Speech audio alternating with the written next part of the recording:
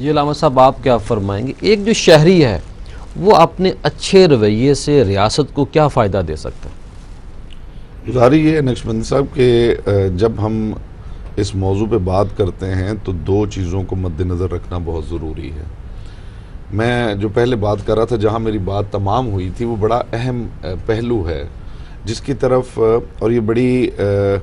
عجیب بات ہوگی کہ کوئی غیر کسی خاص پہلو کی طرف متوجہ ہو اور ہم متوجہ نہ ہو پائیں،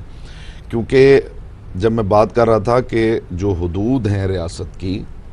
وہ جغرافیائی اعتبار سے کس حد تک پھیلی ہیں، یہ بات اتنی اہم نہیں ہے۔ اہم بات یہ ہے کہ شعوری حدیں کہاں تک پھیلی ہیں۔ رسول اکرم صلی اللہ علیہ وآلہ وسلم کا یہ جو ریاست کا قیام ہے،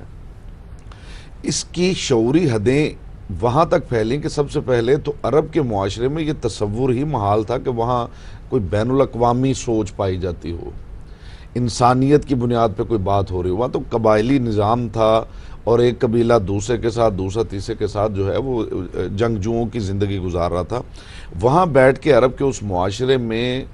گلوبل سطح پہ بات کرنا، بین الاقوامی سطح پہ بات کرنا، انسانیت کو خطاب کرنا یا ایھا الناس کہہ کے گفتگو کرنا، یہ ان لوگوں کے لیے بھی ایک نئی بات تھی، اور مستشرقین جو ہیں وہ بھی پریشان ہیں اس بات سے کہ وہاں پہ رہنے والا ایک شخص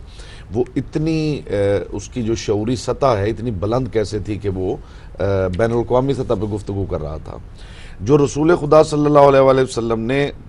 ریاست کا جو قیام ہے، اس میں دوسرا جو پہلو میں عرض کرنا چاہتا ہوں وہ یہ ہے کہ اس میں جو خاندان رسول اللہ صلی اللہ علیہ وآلہ وسلم ہے، یعنی قریش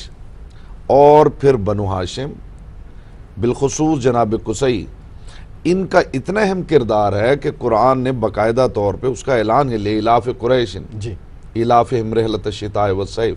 یعنی حالت یہ تھی کہ لوگ اپنے گھر سے باہر نہیں نکل پاتے تھے، قبیلے سے باہر قافلہ لے کے نکلنا جو ہے وہ ایسے ہی تھا کہ جیسے بس میت ہی واپس آئے گی۔ لیکن اس دور میں بھی اس خاندان کے جو جانور تھے ان کے گلوں میں پٹے نہیں ہوتے تھے، واہ، لوگ احترام کرتے تھے، اور یہی خاندان تھا کہ جن کے قافلے سامان لے کے تجارتی قافلے مختلف ممالک میں جایا کرتے تھے، حتیٰ کہ ہندوستان تک، یمن تک، مصر۔ یہ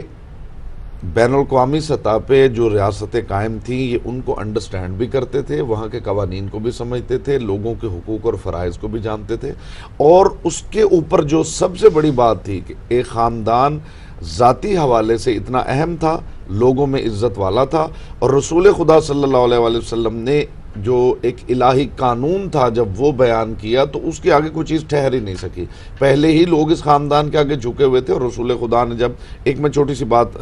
عرض کرنا چاہتا ہوں، بڑی اہم ہے، وہ یہ ہے کہ ہم جیسے ہم بیٹھے ہوئے ہیں،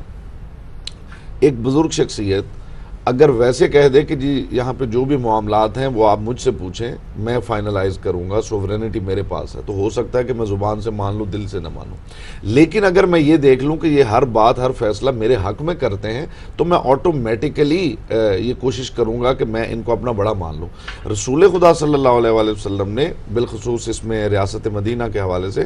ایسا نہیں کیا کہ انہوں نے کہا کہ سوورینٹی میرے پاس ہے تو جو میں کہہ رہا ہوں وہ مانو۔ انہوں نے کام ایسے کیے کہ لوگ خود بخود